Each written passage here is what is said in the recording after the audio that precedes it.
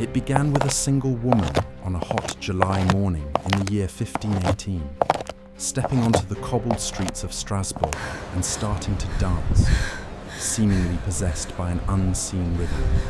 Her name was Frau Troffea, and her solitary, unsettling jig continued for hours, then days, without pause, sleep, or apparent fatigue. The onlookers watched, fascinated and unnerved, as her movements grew more frantic, her face contorted in an expression of terrifying, relentless ecstasy. Then within a week, another person joined her, compelled by the same invisible force, their limbs flailing in an uncontrolled, ceaseless motion. Soon, a third, then a fourth, until the bizarre spectacle had swelled to encompass dozens of bewildered citizens, all spinning and swaying in a grotesque, involuntary ballet. The streets became a stage for a macabre performance, as terrified families watched their loved ones succumb to this inexplicable malady, their bodies jerking with a strange, unnatural compulsion. By August, the chilling phenomenon had spiraled out of control, consuming hundreds of souls, all dancing furiously, their shoes worn through, their feet bleeding upon the ancient stones. This was no joyous celebration or religious ritual.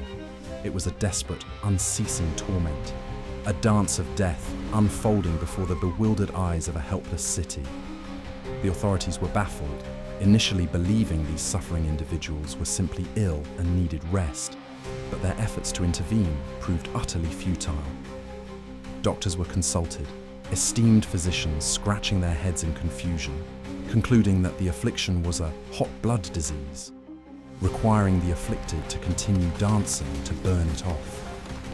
In a darkly ironic twist of medical advice, they recommended the construction of stages, the hiring of musicians, and the dedication of public spaces to this horrific, unstoppable revelry. Imagine the scene, a city actively encouraging its people to dance themselves to death, believing it was a cure. The music played on, a desperate, discordant soundtrack to a growing tragedy, as the numbers of dancers swelled to over 400, their screams and groans echoing through the narrow alleyways. Day after day, week after week, they twirled and stamped, their faces etched with exhaustion, their eyes wide with a mixture of terror and a strange, distant emptiness. Many collapsed, their hearts giving out from the sheer physical exertion, their minds likely fractured by the relentless, involuntary movement.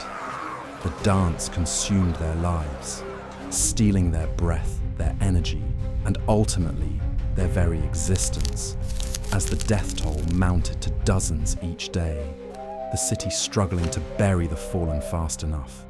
They died from heart attacks, strokes, sheer exhaustion, and starvation, their final moments spent in a horrifying, uncontrolled spasm, forever bound to a silent, unseen rhythm. It was a plague, not of boils or fever, but of movement, a bizarre and terrifying epidemic that defied all rational explanation. What dark secret truly lay beneath this monstrous collective spasm that gripped an entire city in the heart of the Holy Roman Empire? For centuries, historians and scientists have grappled with the terrifying phenomenon, searching for the underlying cause of this inexplicable, fatal compulsion. Was it a curse, a demonic possession, or something far more earthly yet equally disturbing? A terrifying symptom of a hidden societal malaise. One popular theory pointed to ergotism, a poisoning caused by a fungus that grows on rye, known for inducing convulsions, hallucinations, and a burning sensation often called saint. Anthony's fire. While ergotism can cause spasms and delirium, it doesn't typically manifest as sustained, organized dancing, nor does it affect so many people in precisely the same bizarre, compulsive way. The pattern of the dancing plague was too distinct, too focused on continuous movement. The true, chilling secret lies not in a physical toxin, but in the profound psychological and social landscape of 16th century Strasbourg, a city teetering on the brink of despair. The year 1518 was already a brutal one for its inhabitants, reeling from consecutive failed harvests, leaving thousands on the verge of starvation. Poverty was rampant, disease was widespread, including a devastating syphilis epidemic that added to the overall physical and mental suffering. Furthermore, the region had a historical precedent for such phenomena. Earlier, dancing manias had occurred in Europe, though none as prolonged or deadly, suggesting a cultural susceptibility to such outbursts.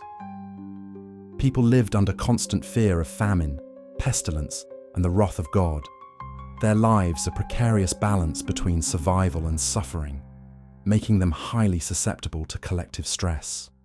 This combination of extreme physical hardship, psychological strain, and fervent religious beliefs created a crucible of vulnerability. What truly happened in 1518 was likely a mass psychogenic illness, a collective hysteria brought on by unimaginable stress, fear, and shared belief, manifesting as a bizarre, unstoppable physical compulsion. The body, pushed beyond its limits by starvation and psychological agony, found a terrifying literal outlet for its collective trauma, a desperate unconscious attempt to escape the unbearable reality. It was a desperate shared breakdown, a public display of utter human despair, where the only release was a horrifying, dance till you drop, submission. The dancing plague of 1518 stands as one of history's most bewildering and tragic mysteries, a testament to the extreme lengths to which human suffering can push the mind and body. It serves as a chilling reminder that the human psyche, when pushed to its absolute breaking point, can manifest its agony in the most unexpected and terrifying ways, leaving behind a legacy of desperate, inexplicable movements that haunt us even today.